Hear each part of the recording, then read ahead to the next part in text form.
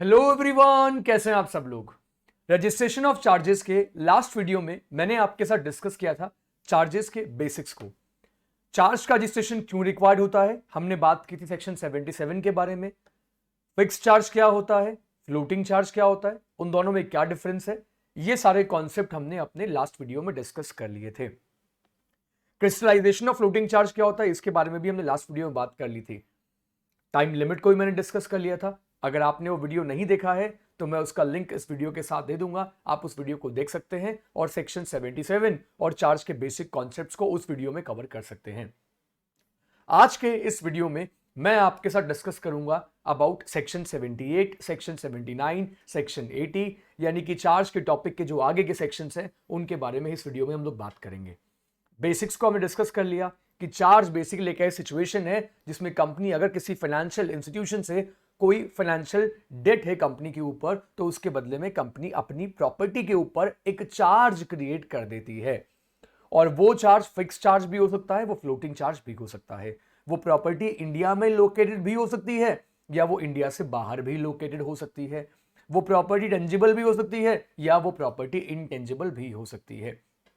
सो charge में हमने बताया कि चार्ज में हम किसको इंक्लूड करते हैं, चार्ज में मॉर्गेज को भी इंक्लूड किया जाता है। इसके साथ साथ मैंने आपको यह भी बताया था कि चार्ज के बारे में ट्रांसफर प्रॉपर्टी एक्ट में भी लिखा हुआ है। ट्रांसफर प्रॉपर्टी एक्ट के सेक्शन 100 में चार्ज के बारे में प्रोविजंस गिवन है। और इसके साथ साथ अगर बात करें मॉर्गेज की तो उसके बारे में ट्रांसफर प्रॉपर्टी एक्ट के सेक्शन 58 में प्रोविजंस हैं। लेकिन कंपनीज एक्ट में जो चार्ज का कॉन्सेप्ट है, सेक्शन 2 क्लॉज 16 में कंपनीज एक्ट में चार्ज की डेफिनेशन है। चार्ज कंपनीज एक्ट में मॉर्गेज को इंक्लूड करता है, बट ट्रांसफर प्रॉपर्टी एक्ट में दोनों अलग अलग कॉन्सेप्ट्स हैं। चार्ज और मॉर्गेज में क्या सिमिलरिटीज हैं और क्या डिफरेंसेस हैं, इनके बारे में मैंने आपके साथ डिस्कशन किया था अपने लास्ट वीडियो में। अब हम लोग बात करते हैं सेक्शन 78 के बारे में। अब सेक्शन 78 एक ऐसी सिचुएशन के बारे में बात करता है जब चार्ज का रजिस्ट्रेशन करवाने के लिए एप्लीकेशन दी जा रही है चार्ज होल्डर की तरफ से। Now who is the charge holder? Charge holder basically वो फाइनेंशियल इंस्टीट्यूशन हो सकता है या डिबेंचर होल्डर्स की तरफ से डिबेंचर ट्रस्टी हो सकते हैं। अगर कंपनी ने सिक्योर्ड डिबेंचर इशू किए हैं तो कंपनी डिबेंचर ट्रस्टी को अपॉइंट करेगी।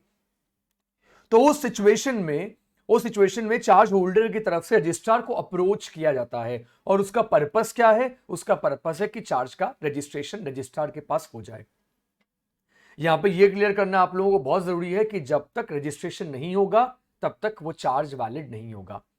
तो तब तक वो सिक्योर्ड क्रेडिटर होके भी अनसिक्योर्ड क्रेडिटर रहेगा, क्योंकि रजिस्ट्रार के रजिस्टर में उस चार्ज का कोई रिकॉर्ड नहीं है और जब तक रिकॉर्ड में नहीं होगा तब तक उसको एनफोर्स करवाना पॉसिबल नहीं होगा। लेकिन यहां पे सबसे पहले चार्ज होल्डर जिसके फेवर में चार्ज क्रिएट किया गया वो वेट करेंगे 30 डेज तक का।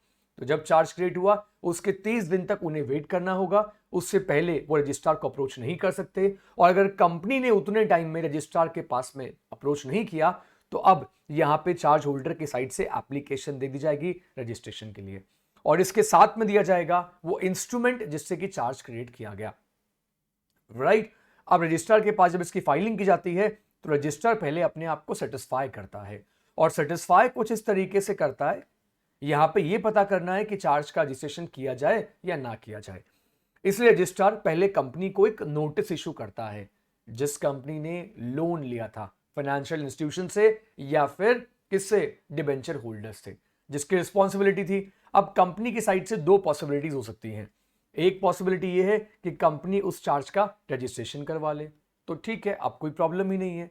अब यहां पे कंपनी क्योंकि 30 डेज के बाद में रजिस्ट्रेशन करवा रही है तो कंपनी को यहां पे एडिशनल फीस पे करनी पड़ेगी। सेकेंड सिचुएशन ये है कि कंपनी की साइड से अगर कोई सफिशिएंट रीजन दे दिया जाए फॉर नो रजिस्ट्रेशन, जैसे कि कंपनी ये बोले कि कुछ लेबर की प्रॉब्लम हो गई, कंपनी में इंडस्ट्रियल डिस्प्यूट हो गया और कंपनी का सारा मैनेजमेंट उसी में इन्वॉल्व है और इसी वजह से कंपनी अपने ऑपरेशंस को कंटिन्यू नहीं कर पा रही है और इसी वजह से कंपनी ने चार्ज की फाइलिंग नहीं की। लेकिन एक तीसरा एस्पेक्ट यहां पे आप देखिएगा कि अगर कंपनी को जब नोटिस सर्व किया, उस नोटिस सर्व करने के बाद 14 डेज का रजिस्ट्रार वेट करता है और अगले 14 डेज में अगर कंपनी की साइड से कोई रिप्लाई नहीं आया तो अब रजिस्ट्रार रजिस्ट्रेशन कर देगा, अलाउ कर देगा चार्ज का रजिस्ट्रेशन। किसके फेवर में? चार्ज होल्डर के फेवर में अब चार्ज का रजिस्ट्रेशन हो जाएगा। यहां पे जो चार्ज होल्डर होगा, such charge holder shall be entitled. अब देखिए वो किसके लिए एंटाइटल्ड होगा, वो एंटाइटल्ड होगा रिकवर करने के लिए। कंपनी से क्या रिकवर कर पाएगा, तो अब वो कंपनी से रिकवर कर पाएगा वो फीस या वो एडिशनल फीस जो किसको पे करनी पड़ी, चार्ज होल्डर को पे करनी पड़ी टू द रजिस्ट्रार। यहां पे मैंने आपको 3 तरह की फीस के बारे में बताया था। एक होती है नॉर्मल फीस, दूसरी होती है एडिशनल फीस, और थर्ड फीस जिसके बारे में हम बात करते हैं that is ad valorem fees.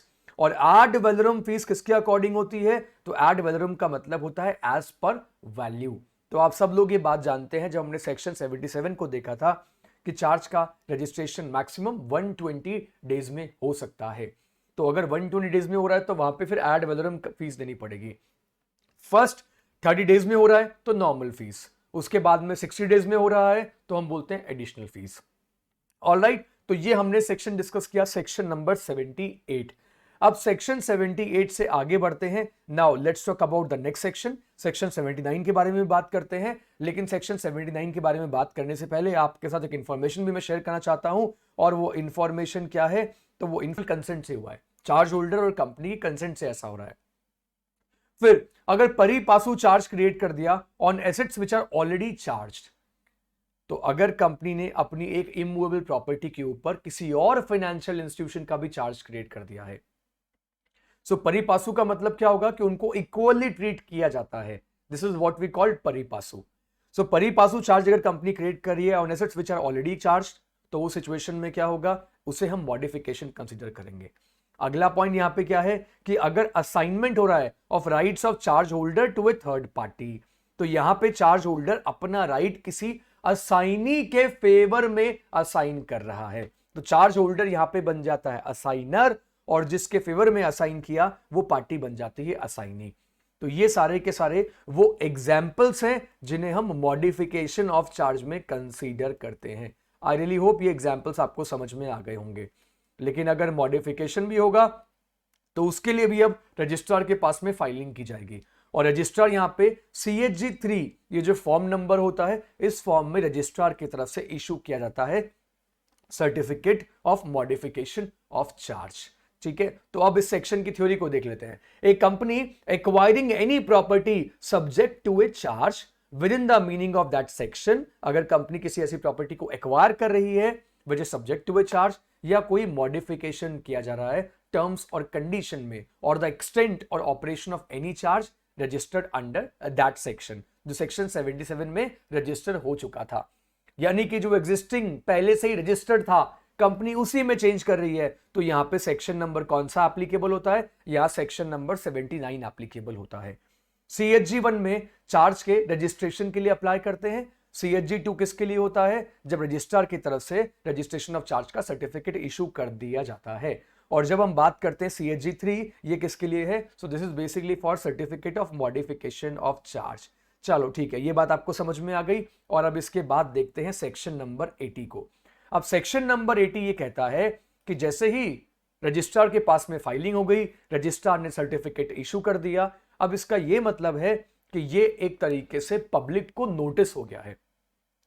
Public को नोटिस से यहां ये मतलब है कि अब उस प्रॉपर्टी का अगर कोई भी बायर है, उस प्रॉपर्टी को कोई भी बाय करना चाहता है, तो उसको सबसे पहले क्या देखना चाहिए, उसको ये सारे एस्पेक्ट्स कंसीडर करने चाहिए।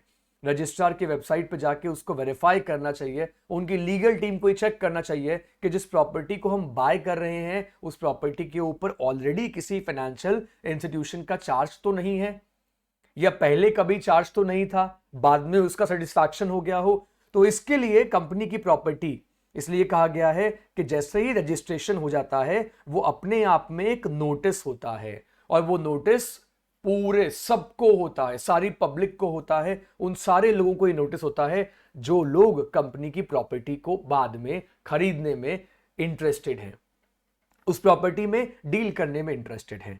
क्योंकि जब तक रजिस्ट्रेशन नहीं होगा हम बोलेंगे पब्लिक को नोटिस नहीं मिला, लेकिन एक बार रजिस्ट्रेशन हो गया तो हम बोलते हैं कि now it is a public document जिसको कोई भी व्यू कर सकता है रजिस्ट्रार की वेबसाइट पे जाकर। ऑलराइट, तो यहां पे हम ये कंसीडर कर लेते हैं कि सेक्शन 80 में ये मान लिया गया है कि रजिस्ट्रेशन हो गया, so that means deem to have notice of the charge from the date of registration. All right, ये बात आपको समझ में आ गई। सो आई रियली होप अब आप लोगों को section 77, section 78, section 79 and section 80 इस पूरे चैप्टर का अब पूरी तरीके से क्लियर है। सो रजिस्ट्रेशन ऑफ चार्जेस के हमने ये सेक्शंस अभी तक 4 सेक्शंस डिस्कस कर लिए और इसके साथ साथ में मैंने आपके साथ इनके फॉर्म नंबर को भी डिस्कस कर लिया है। अगर आपने इस वीडियो का पार्ट 1 नहीं देखा है तो मैं उसका लिंक इसी वीडियो के साथ में आपको दे दूंगा, उस पर क्लिक करके आप उस पार्ट 1 को भी देख लेना ताकि आपका कोई भी कंफ्यूजन, कोई भी डाउट ना रहे इस चैप्टर के बारे में। अगर आपको ये वीडियो पसंद आया तो प्लीज इस वीडियो को लाइक करना, चैनल को सब्सक्राइब करना बिल्कुल मत भूलना, अपने फ्रेंड्स के साथ भी इस वीडियो को शेयर कीजिए और कमेंट करके मुझे जरूर बताइए कि आपको ये वीडियो कैसा लगा और आप और कौन कौन से टॉपिक्स के ऊपर वीडियोस देखना चाहते हैं। मैं पूरी कोशिश करूंगा कि उन टॉपिक्स के ऊपर भी वीडियोस जरूर बनाऊं। मैं आप लोगों से मिलता हूं अपने अगले वीडियो में। Take care, stay blessed, thank you so much.